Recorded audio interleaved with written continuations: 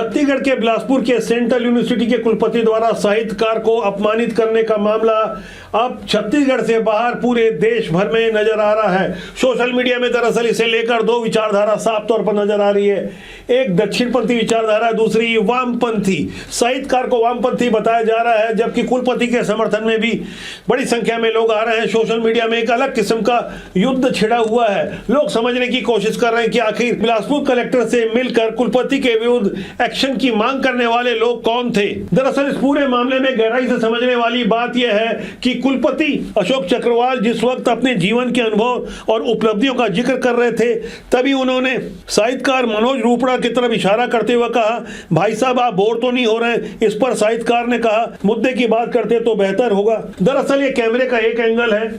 वहां उपस्थित कुछ लोग बता रहे थे कि काफी देर से साहित्यकार मनोज रूपड़ा अपने चेहरे की भावभंगिमा को जिस तरह से तैयार कर रहे थे कि कुलपति को थोड़ा बुरा लगा, इसलिए उन्होंने सीधे उन्हीं से पूछा कि आप बोर तो नहीं हो रहे थे। बस बात यहीं से बिगड़ गई। उस पल, उस क्षण का वीडियो क्लिप पूरे देश भर में अब तेजी से वायरल हो रहा है। ऐसा आप बोर तो नहीं हो रहे?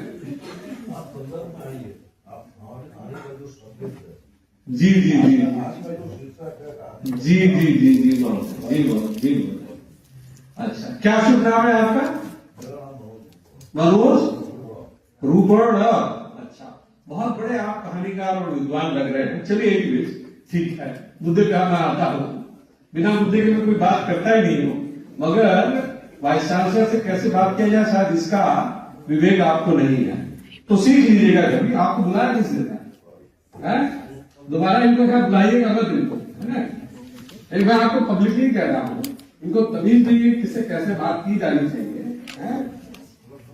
ये मैं बता रहा हूं आप, और इनको अभी कहिए कि निकल जाए यहां से। आपका यहाँ पे स्वागत किया, आप जा सकते हैं, निकलिए यहां से। इस दौरान कुलपति ने साफ तौर पे कहा कि बहुत बड़े विद्वान और कथाकार बनते हो, तुम्हें कुलपति से बात करने की तमीज नहीं। इस पक्ष को लोगों ने देखा और सीधे कुलपति पर आक्रामक हो गए। लेकिन कहानी का दूसरा पक्ष भी है। मनोज रूपड़ा ने खुद अपना एक वीडियो जारी किया और ये बताया कि उन्हें कुलपति के व्यवहार से कोई ऐतराज नहीं है, ऐतराज सिर्फ विचारधारा से है। मेरे अंदर कुलपति जी को लेकर व्यक्तिगत रूप से कोई दुराग्रह नहीं है,